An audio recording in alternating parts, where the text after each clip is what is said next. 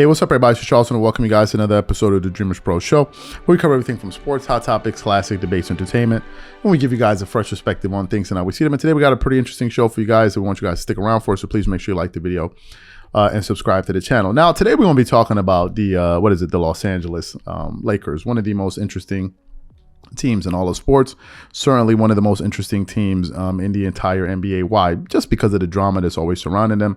Also for the fact that they're playing with, they have LeBron James, who is still, I believe, the face of the NBA. Right now, what's been the story around this team? The story around this team, at least this season, obviously from the part, besides the fact that they got off to a very slow start, has been this. Number one, Anthony Davis's reluctance to step up and really take over this team as their youngest superstar. That's the first thing. AD, I believe, is 29 years old, and LeBron James, I believe, is 37 years old. So a lot of people have been wanting, Anthony Davis to really step up and, take the reins and really lead this team. Now, a number of games ago, LeBron, I think, had some type of groin injury that saw him miss 6 games, if I'm not mistaken. During that stretch, what happened? Anthony Davis had a resurgence. He came back and he started playing like one of the 5-10 best players in the entire NBA, and certainly one of the best big men in all of basketball. He was putting up some gaudy numbers, right? Playing extremely well. And some of us were asking the question, which was, how would AD respond when LeBron James returns to the team and is back into the fold? And some people were like, AD will still have to keep his aggressiveness, still remain aggressive and all of these things. And in the 2 games that they were back, I believe they blew a 17-point quarter lead. And in that game, I think to the Indiana Pacers, and in that game, I think LeBron ended up taking more shots than AD attempted 10 3-pointers, and I believe he made 3. And AD didn't really get many shot attempts in the fourth. And in yesterday's game, they were able to get a win against, the Portland Trail Blazers. And I think LeBron James led the way, I believe, with 31 points in that game. And AD finished with a strong 27 points and 12 rebounds. LeBron finished the game with only 2 turnovers, 8 assists, and 7 rebounds. And he made 75% of his 3-point shots, going 6 of 8. And AD went 50%, 89 from the 3, 89% from the free throw line. And he had a very efficient 53% shooting from the field. And LeBron finished with a team high, or tied for a team high 60s. No, actually, Austin Reeves finished the game with the highest shooting percentage, but LeBron finished with a 66.7% shooting percentage. So they ended up winning that game. Now, this morning, while doing some research, I came across a video of Vince Carter basically analyzing the relationship between Anthony Davis and LeBron, specifically the part about Anthony Davis's reluctance to step up and take over the team. And he gave a pretty interesting insight that we want to play for you guys now. So take a listen to what Vince Carter had to say here, and then we're going to come back and react to this thing. Take a listen to that. I thought Anthony Davis was fantastic while LeBron was out. And I saw some numbers where, LeBron was averaging, let's say 20, 23 or so points a game with AD, as AD was averaging the same. Without each other, they jumped up about 10 points. Okay? So my question is, can AD have the same mentality and approach to the game while LeBron is back consistently? Alpha dog. I'm the go-to guy. Play through me first. Can he continue to do that? Because I think if he has that mentality, the Lakers can succeed and play like they're playing, because LeBron can be LeBron whenever he wants to. LeBron can take over games when he wants to. And we've seen Roz in the past. LeBron talk about, early when he first got there the first year, we want to play through AD, we want to play through AD. And I know you watch the games like I do, but you notice LeBron, they were playing through LeBron. LeBron was like, okay, we can't wait. We got to get it done. Play through me.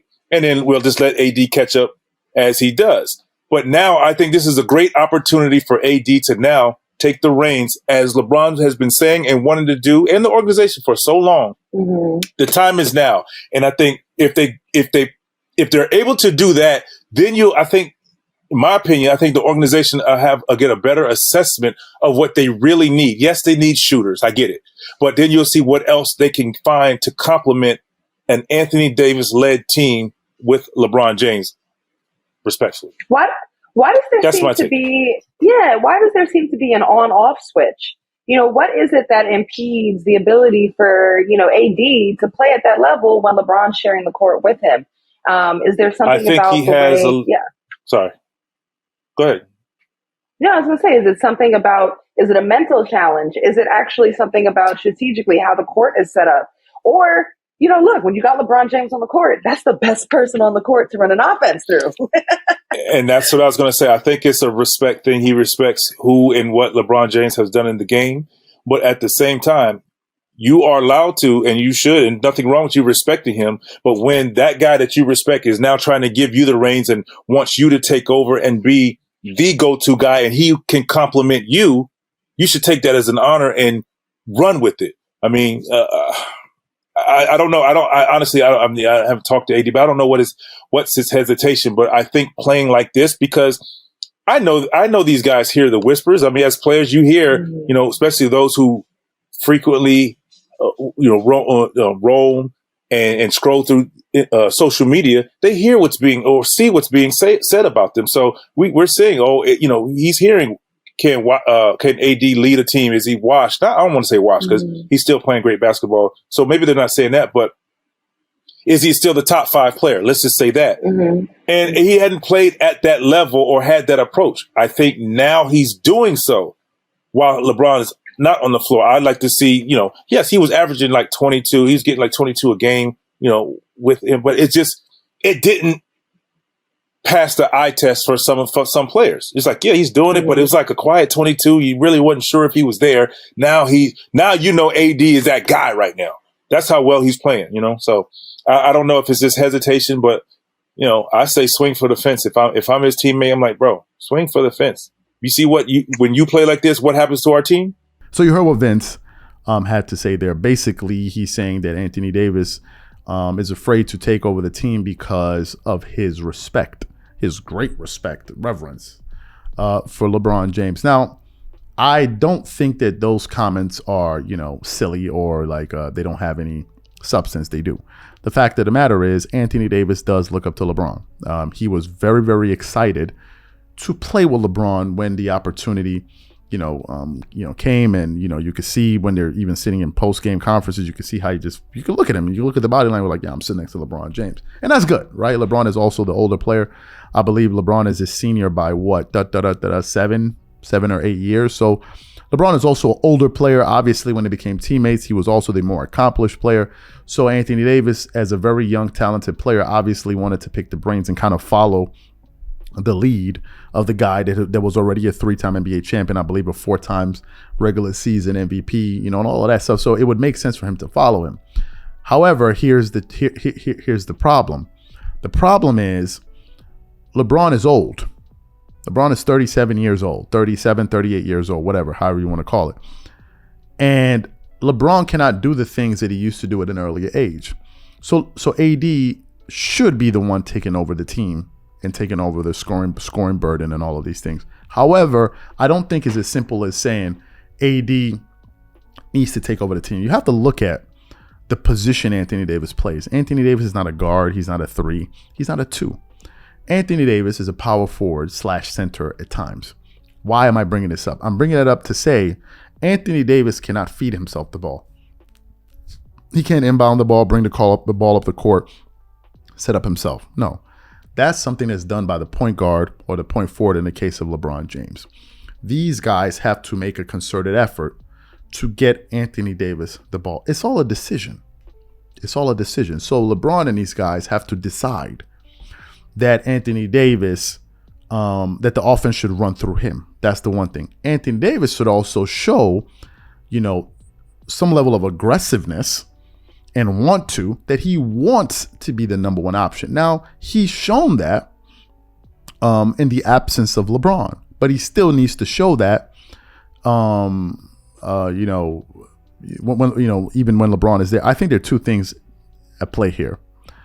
There are 2 different things happening. One, AD, just to Vince Carter's comments, there may be some truth that AD, respects LeBron so much that he doesn't really mind LeBron leading the way. I believe that's a real component to this, to the dynamics that exist between these 2 players. I also believe that LeBron also has his own kind of motivations, which is to obviously pass Kareem. And LeBron needs to play a certain way and play at a certain level in order to reach that milestone. You would be a fool to believe that that doesn't play into LeBron's psyche as a basketball player for him, in terms of his motivation to want to pass Kareem. The fact of the matter is, it is something that absolutely motivates LeBron to play. I believe that that's the number one thing he's playing for. I believe that if he can win a championship, he will love to do that, but I don't think LeBron is a stupid guy. LeBron can look at the current state of affairs with his team and know that they're not a championship. The Lakers are not a championship team as constructed presently. At least I don't believe so. Who knows? Things may change, but I don't believe so. So LeBron is looking at the landscape and saying to himself, well, I mean, I don't think we can win. So, hey, I might as well go after this award. It's a human thing. The thing I think where people get turned off is when you act like as if that's not, I'm not trying. I'm just here to, come on. I almost cussed. I almost said, and please, like, that's exactly what you're trying to do, right? And just admit it, because we all understand that. So I think that these two things taking place, and I think what happens, the thing that suffers the most is probably the team's success, because you can't have those two agendas, working together simultaneously. Those two things. The focus needs to be on winning. To me personally, if LeBron's scoring average, I think now he's averaging about 26 points per game, 25.8. If his scoring were to drop to, let's say, 23, AD, who's scoring about 26.3, if that number was supposed to probably go up to 29, I think you'll see the Lakers winning even more games, right? I think they would win more games, and I think it may take LeBron longer to catch Kareem, but eventually he will, and I think he will do it with a better taste in his mouth, because at least his team is going to be winning games, right? But again, it's important that I say that this is just my opinion. I don't know LeBron. I don't know what's going on in his mind. I don't know anybody in the Lakers. I'm just looking at this thing from afar. So these are my thoughts and opinions on this. And what I want to know from you guys is, number one, what do you think about what Vince Carter had to say? And number two, what do you think about some of the things that I had to say? Whatever you guys think, please leave your thoughts and comments in the comment section, and we catch you guys on the next show. Peace.